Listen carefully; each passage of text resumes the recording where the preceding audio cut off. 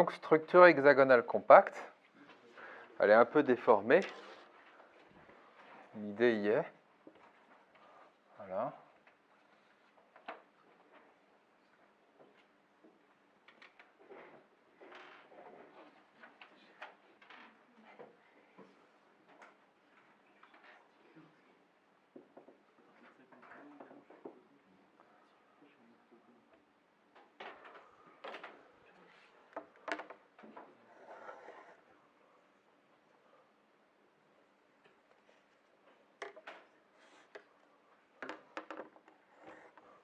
Le paramètre de maille, c'est petit a. Petit a, il est là. Et là, vous vous retrouvez comme ça.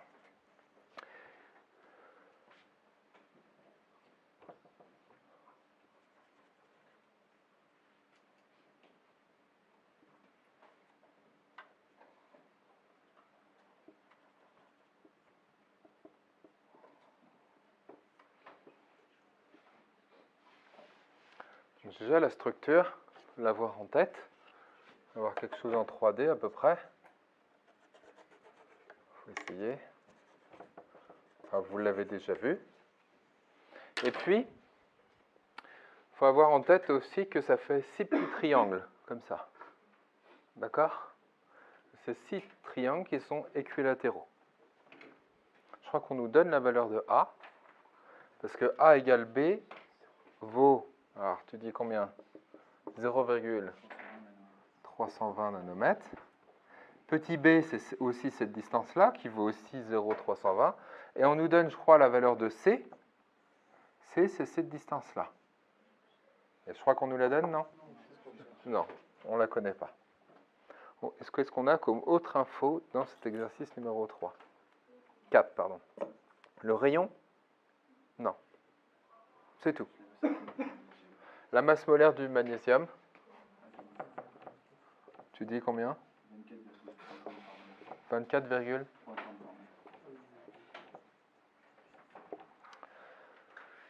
et là, la structure, elle n'est pas finie. Quand vous prenez les 6 triangles qui sont là, vous pouvez très bien dessiner, enfin il y a le barycentre du triangle, et juste au-dessus du barycentre du triangle, il faut mettre une sphère qui va venir au barycentre, qui tombe sur le centre de gravité du triangle. Et vous faites ça un triangle sur 2.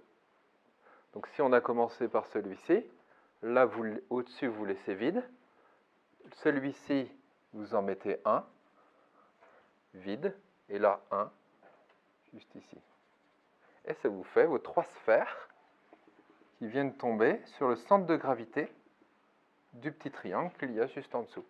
1 sur 2. Et là, vous avez fait votre structure hexagonale compacte. D'accord? Alors, on va quand même lire les questions, c'est mieux. Qu'est-ce qu'on nous pose? Calculer la hauteur C de la maille hexagonale, en déduire la masse volumique du magnésium. Il faut atteindre la valeur de ça. Déjà, on voit que petit a, c'est 2 fois le rayon du magnésium. Parce qu'en réalité, ces sphères noires qui sont ici, ce sont des grosses sphères comme ça, et elles viennent se toucher, comme ça. Donc petit a, c'est 2 fois le rayon du magnésium. Vous êtes d'accord? Alors où est-ce qu'elles sont en contact, toutes ces sphères? Tac, je fasse ça.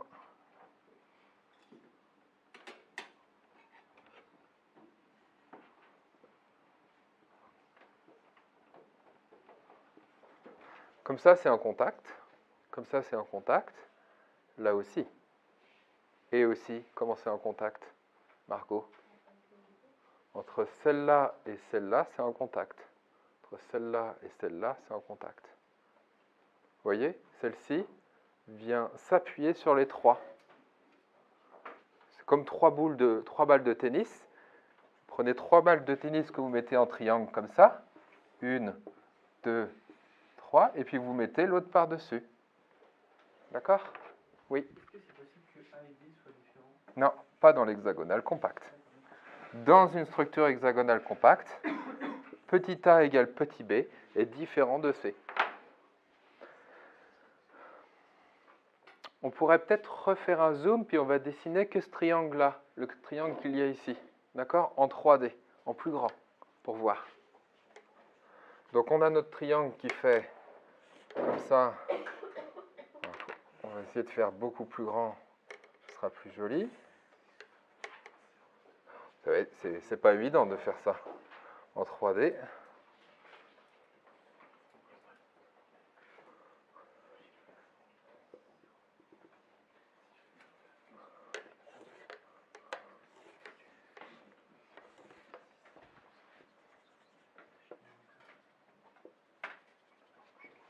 Ça fait ça en 3D avec le centre de gravité G et vous avez petit a qui est ici.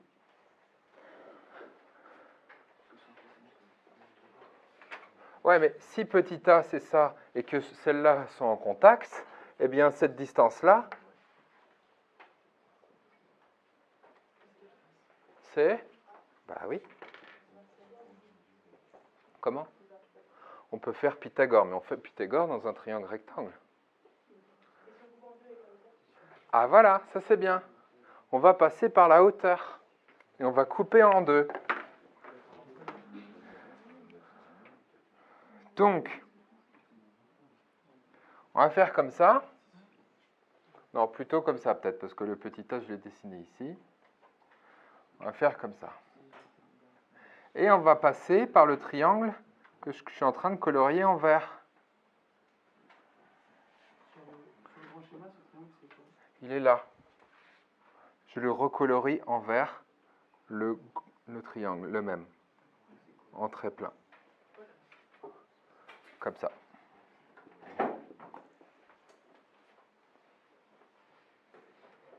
Non? La bille du centre. Là? Là? Non, le point noir, tu pourrais...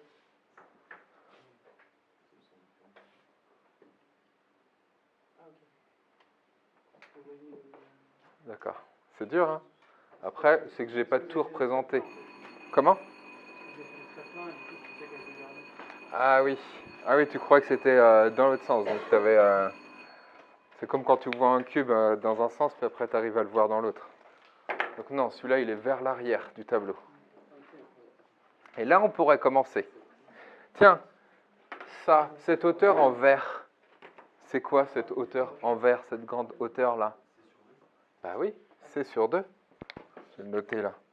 Ça, c'est C sur 2. Et cette longueur-là? Ah oui, mais le centre de gravité d'un triangle, c'est comment? Ça tombe comment? Là, vous avez quelle proportion, là et là? Oui, 2 tiers, 1 tiers. Il y a 2 tiers ici, 1 tiers ici. C'est pas ce que tu as dit? C'est ça, tu as dit 2 tiers, 1 tiers. Ouais.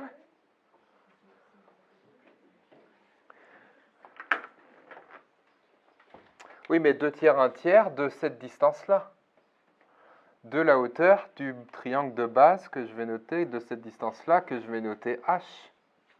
Ah, mais je la connais pas, H. Tu dis que c'est? C'est pas A sur 2, hein. On peut recommencer un Pythagore comme ça. Avec le triangle comme ça. Et là, c'est fini. Ah oui, non, mais après, là, si vous avez pigé ça, c'est à peu près fini. Alors, tiens, là, c'est A. Tiens, cette distance-là, là, qui est juste ici, ça, c'est A sur 2. Donc, qu'est-ce qu'on peut écrire? Dans le triangle rouge, on a A au carré égale A carré sur 4, oui, plus H carré. Donc, vous avez H carré qui vaut A carré moins 1 quart, donc il nous reste 3 quarts, soit H qu'il faut racine carrée de 3 sur 4 fois A.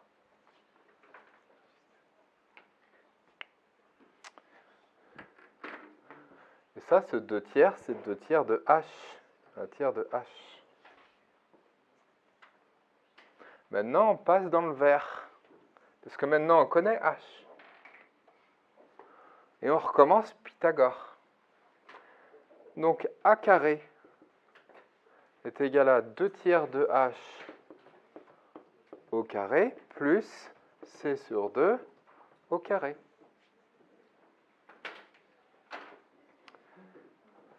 C'est ça? C sur 2 au carré. Tu le vois, C sur 2? Parce que ça correspond à la moitié. Donc, ça nous fait 4 neuvièmes de H carré. Mais on pourrait peut-être remplacer directement H carré par ça. 3A carré sur 4 plus C carré sur 4. Et là, on a A carré. Qu'est-ce qu'on cherche, nous? C. Il y a juste à réorganiser. Tiens, les 4 s'éliminent. Là, il y a le 9 qui s'élimine avec le 3. Il nous en reste que 3. Ça fait A carré facteur de 1 moins 1 tiers de A carré, comme ça, égale C carré sur 4. 1 moins 1 tiers, 2 tiers. 2 tiers de A carré égale C carré sur 4. On n'a qu'à faire racine carrée, puis on aura quasiment la réponse. Peut-être le 4, le passer de l'autre côté. Fait 8 tiers de A carré, C carré. Et donc C, ça fait A. Ouais, racine carrée de 8 tiers. Est-ce qu'on pourrait pas réarranger, surtout avec ce racine carrée de 8? On pourrait faire 2, 4, fait 2 racines carrées de 2. Comme ça? Racine de 3 en bas. Et voilà. Donc le tout est de faire le bon dessin dans le bon petit triangle qui va bien là. Quelle idée de tout apprendre par cœur? Non. Mais si on est dans la calculatrice, après on va voir quand vous allez retrouver. Bah oui. Comment pour vérifier? Ouais, c'est vrai. Oui. Si on n'arrive pas à l'avoir en 3D, est-ce qu'on a le droit d'emmener Ah non. des filles? Non, c'était ça. Non, il n'y a pas le droit au concours. T'as pas le droit. Non, non, non, non. Hein? Pour des fruits. Ouais, tu trouves, tu viens avec tes grains de raisin et puis tu fais ton petit montage. Allez, c'est parti. C'est parti, je pique. L'application numérique. Ouais, je pense que ce serait faisable, ça se gênerait pas. T'as le droit d'emmener des fruits. Ouais. Et cure-dent. Tu sors ta pote avec ta pomme, et genre t'as un hexagone avec une pomme, un cubique face centré. C'est quelque chose qu'on a nous fait, on n'a pas copié. Ça peut être drôle si on commencera en poly. Ouais, ça peut être drôle, ouais. Allez, le calcul de ça donne combien? 0,523.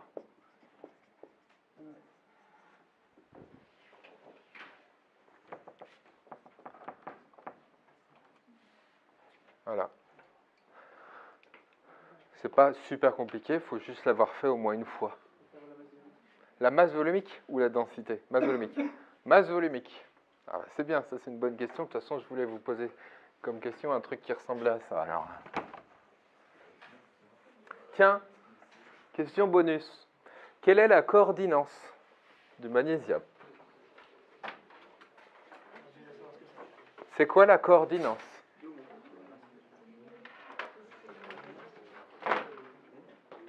La coordinance, c'est quoi? La coordinance. Oui. Le nombre de voisins. Le nombre de sphères tangents à une sphère. On en prend une. Par exemple, de toute façon, elles sont toutes pareilles. Vous pouvez prendre celle-là si vous voulez. Ou celle qu'il y a ici si vous voulez aussi. Là, ça fait 1, 2, 3, 4, 5, 6, 7, 8, 9, 10, 11, 12. La coordinance est de 12. Il y a 12 sphères tangents à chaque sphère. Bon, c'était pas la question. On nous demande maintenant la masse volumique. Pour la masse, ah oui, la masse volumique. Parce que la masse volumique de cette structure hexagonale, c'est la masse d'une maille divisée par le volume de la maille. Tiens, question encore bonus. Cette maille, est-ce que c'est une maille élémentaire? Oui, non. Et c'est quoi une maille élémentaire? Joseph? Non. Non, c'est pas ce triangle-là. Ça ne correspond pas à ça. Alors non, ce n'est pas une maille élémentaire, parce qu'une maille élémentaire, c'est le plus petit volume qui va vous permettre de reconstruire toute la structure. Et le plus petit volume ici, je peux le colorier en bleu, ça serait ça la maille élémentaire. Et avec ce petit volume que je suis en train de colorier ici, là, eh bien, vous pouvez reconstruire toute la structure hexagonale compacte.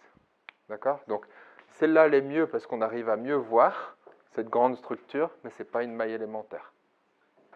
Et en prenant juste un triangle, on ne peut pas tout refaire. Non, juste le petit triangle qui est comme ça. Là, au lieu de couper en haut, ouais, là, On coupe à la moitié. comme ça, moi. Juste comme ça. Non, on ne peut pas tout refaire. Ça ne marche pas, ça ne se multiplie pas. Parce que tu ne vas pas avoir le bon décalage. Parce que là, tu as une fois sur deux, tu vois. Cette sphère-là, elle est ici, mais là, sur celle-là, il n'y en a pas. Donc, ça ne va pas bien se reproduire. Oui. Et un prisme, une grosse, avec trois... Un prisme. Oui, comme ça, les trois sphères. Comme ça, là. Avec les deux triangles comme ça et en haut. Enfin, les deux triangles en bas et... En bas et en haut. Non, pas en bas et en haut, mais au milieu et en bas. Ah oui, comme ça. Là, avec le triangle en bas à droite. Ah, ça ne marchera pas. Parce qu'il faut aussi pouvoir reconstruire tout le volume. Tu n'as pas le droit de laisser d'espace vide. Donc il faut tout prendre en compte. Bon, répondons à la question. Les Toblerone.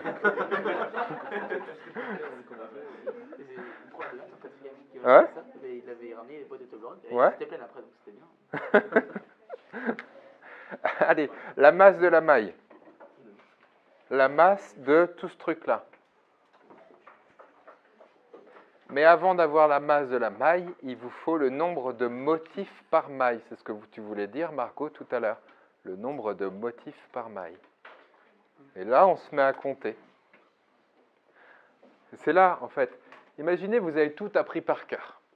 Parce que vous dites, moi, j'apprends tout par cœur. Mais dans un an, là, dans 6 mois, 9 mois, bah oui, mais comment veux-tu t'en souvenir si tu n'as pas la technique? Donc, il faut compter. Enfin, moi, je ferais comme ça à votre place.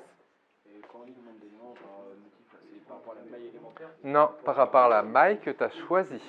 Moi, j'ai pris le grand volume noir. Alors, j'en ai combien de mailles, enfin, d'atomes de magnésium par maille? Alors, on compte comment, Augustin? Sur les arêtes. Ici? 1/8. Non. 1/6. 1, 2, 3, puis la même chose en haut. 4, 5, 6. Ouais. Celle-là, elle se partage en 6 morceaux. 1, 2, 3, 4, 5, 6.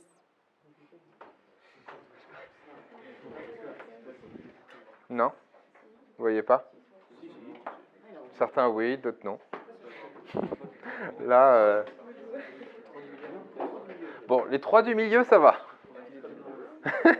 Bon, Arthur, les 3 du milieu, ça compte pour 1.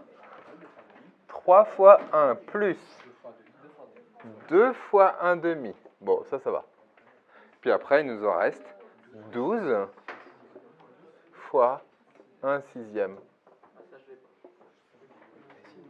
12 qui compte pour 1/6.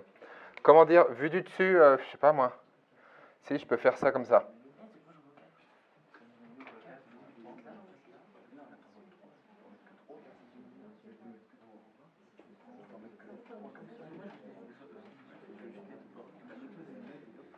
Voilà. Celle-là, c'est celle qui est là, vue du dessus. Celle-là, c'est celle qu'il y a là. Celle-là, c'est celle qu'il y a là. La sphère qui est là, c'est ici.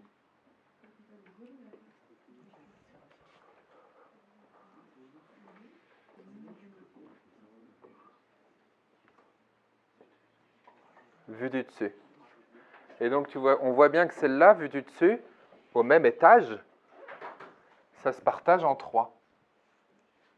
Et comme ça se dédouble aussi, c'est en 3D, puis il y a le rang du dessus, ça se partage en 6.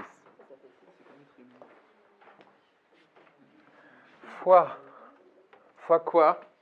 On a donc, bon, ça c'est le nombre de motifs par maille.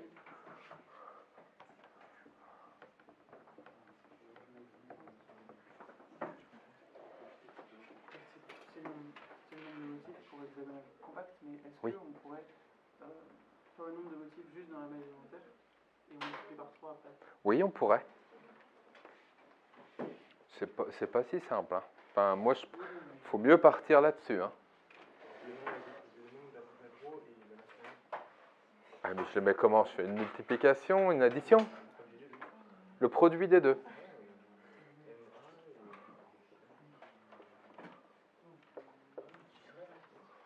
Non? Ça, c'est la masse d'une mole.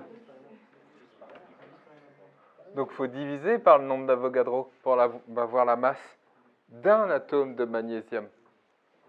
Ensuite, quel est le volume de la maille?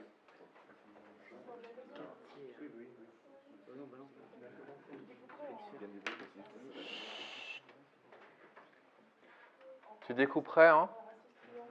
Ouais, c'est ça. Il faut découper en 6 petits triangles, exact. Et ça fait 6 fois... Ah, attends. Ah, la base, c'est comment la surface? 6 fois S, on va mettre. Petit s, c'est la surface, je vais noter comme ça, c'est la surface d'un petit triangle, là, comme ça.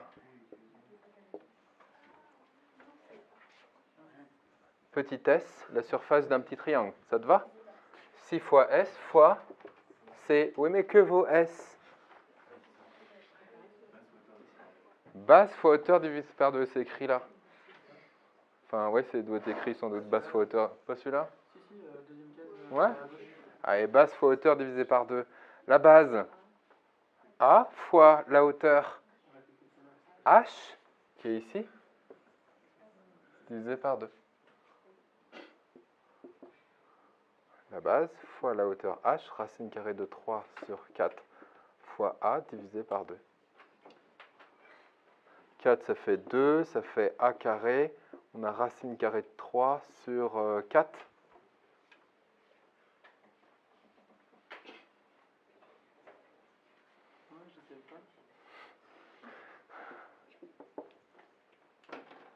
Donc là, ça nous en fait combien? 3 et un 4. 4, 5, 6. Ça fait 6 fois la masse molaire de magnésium divisé, là on a le nombre d'Avogadro, multiplié par 6 fois la surface S, racine de 3 sur 4, fois A carré, fois la valeur de C. Bon, si vous voulez, on pourrait le remplacer par ça, c'est avec le 2 racine carrée de 2 sur racine carrée de 3, où on prend directement la valeur. On peut prendre directement la valeur, on vient juste de le faire. Ça se simplifie. On va le faire. Si ça se simplifie, 2 racine carrée de 2 sur racine carrée de 3 fois A. Je suis d'accord. Ça se simplifie avec ça. Le 2 avec le 4, il nous en reste 2. Le 2 avec le 6, il nous en reste 3. Le 3 avec le 6 en haut, il nous en reste 2. 2 fois la masse molaire du magnésium, le nombre d'Avogadro. Tout ça, c'est parti. Il y a A au cube, il nous reste racine carrée de 2. Bon, là, déjà, si vous arrivez jusque-là, c'est impeccable. Hein.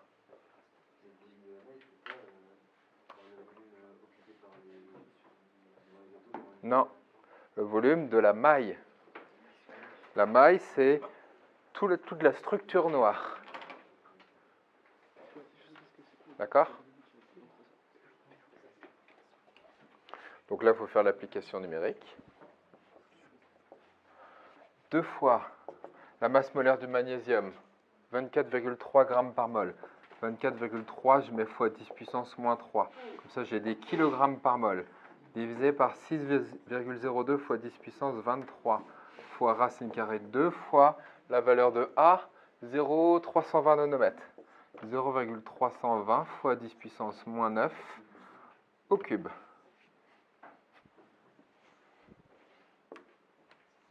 Ah, c'est pas mal. Paf, paf, paf, on tapote sur sa calculette et on trouve la réponse.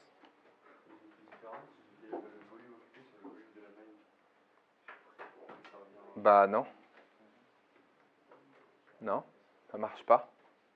Là, tu viens de faire la compacité.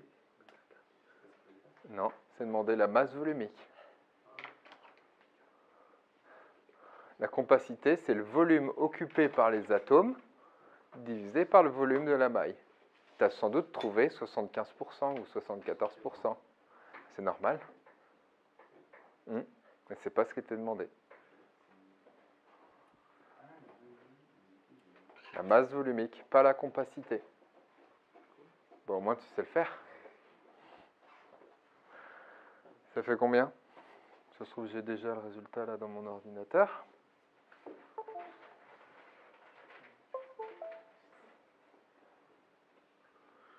Qui sera le plus rapide?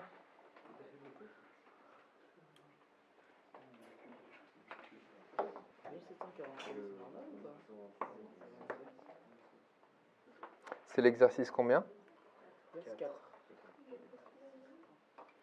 Ouais, je l'ai. J'ai 1,75 fois 10 puissance moins 21 grammes par... ou plutôt 1750 kg par mètre cube.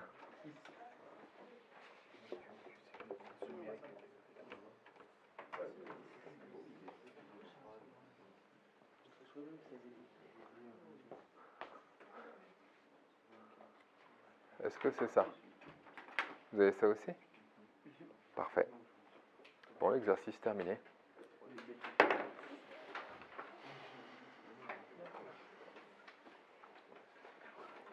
Il n'y a pas plus dur que ça. Hein.